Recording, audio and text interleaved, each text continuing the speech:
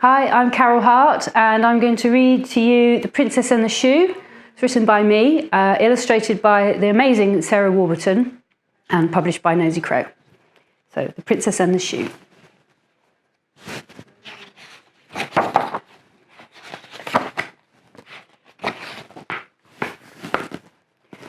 A princess called Jasmine lived far, far away with two lovely stepsisters, Gracie and Fay.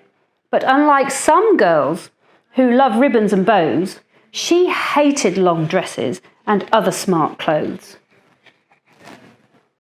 Once Jasmine was stuck having no fun at all as she tried a new gown for her big birthday ball. The tailor cried, "Jasmine, please try to stand still. Don't wriggle and fidget. You're making me ill." Her sisters called, "Jasmine, come practice your twirls. Go slowly, be graceful, like all royal girls." But Jasmine thought whizzing round fast was more fun. "Stop now," Gracie gasped. "A princess must not run." "You won't meet your prince if you rush round like that. Princesses stand still, smile and wear a nice hat." "Your ball is quite soon," Fay said. "This is your chance. A nice prince might kiss you or ask you to dance." "What, me? Kiss a boy?"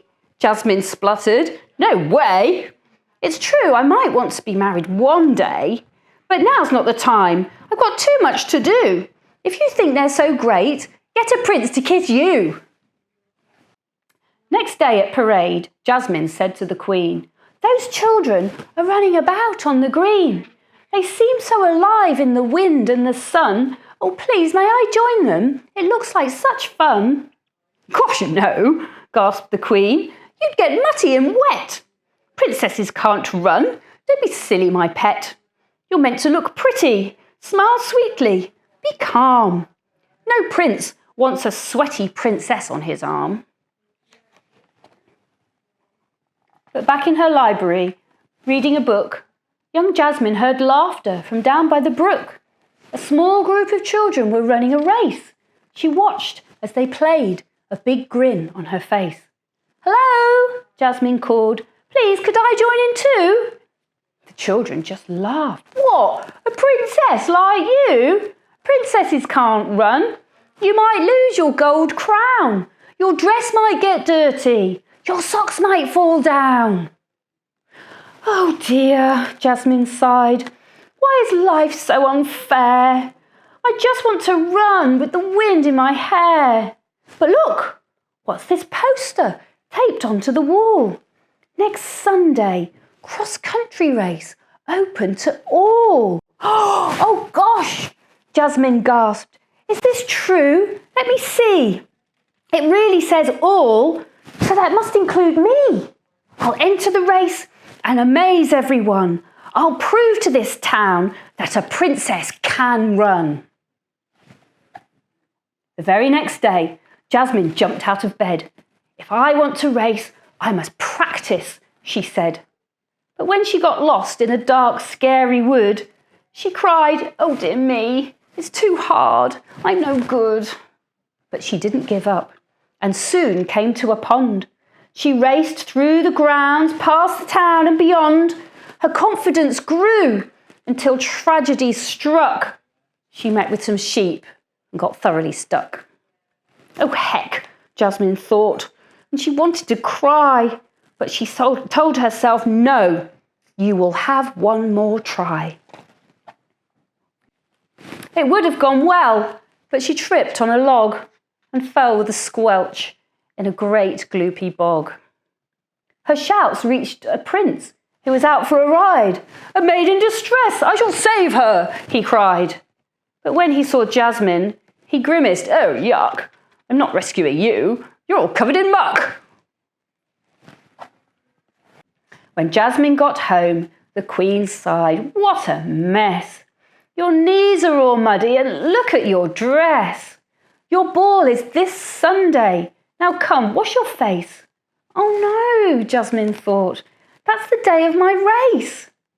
The ball might be fun, but I want to race too. A super fast runner could do both, it's true. But there is no way I could run fast enough. I wish things were different. My life is so tough." Poor Jasmine was gloomy and moody that night. "My dream is just silly. The others were right. If dainty and pretty are what I should be, could finding a prince be the best thing for me?" Just then, with a swoosh and a magical spark, a fairy appeared right outside in the dark. "It's nearly your birthday. I'll grant you your wish." And she wiggled her magic wand, swishety swish. "A new pair of shoes! Golly gosh!" Jasmine cried, "with springy white soles and red stripes down the side." "They'll make you run fast," said the fairy, "but hey, the magic runs out when the clock strikes midday." The day of the ball, Jasmine pulled on her crown, then crept through the door and ran off towards town. "Here goes," Jasmine thought as she stood at the start, new shoes on her feet and a thrill in her heart. The clock chimed 11. They started the race. Young Jasmine set off at a very fast pace. At this rate, she'd finish in no time at all and have lots of time to get back for the ball. She sped over fields and dashed round the big wood. "My legs feel so strong," Jasmine gasped. "I feel good." She squelched through some mud. Then she let out a scream. "My shoe!" Jasmine cried. "It's been washed down the stream." As the runners sped past, harsh words swirled round her head. "Princesses should try to be pretty," they said. "Princesses should think buying dresses is fun. Don't try to be different. Princesses can't run." A feeling swelled up from a place deep inside and burst from her mouth. "Yes, I can!" Jasmine cried. "I'll finish this race wearing only one shoe.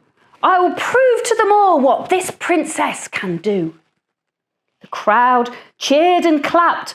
Jasmine picked up the pace and flew to the finish. She'd won her first race.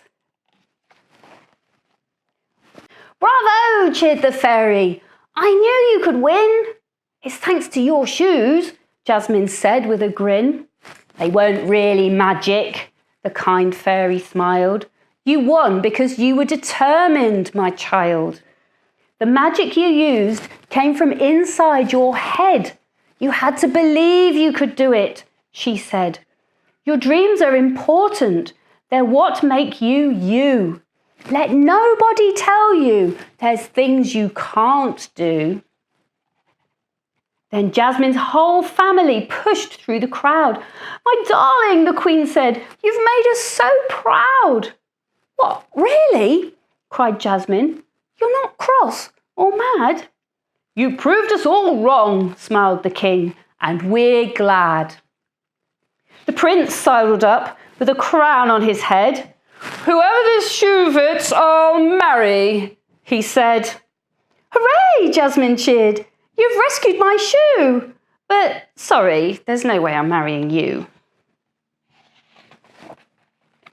They partied all night at the big birthday ball with fancy food, cake, games and prizes for all.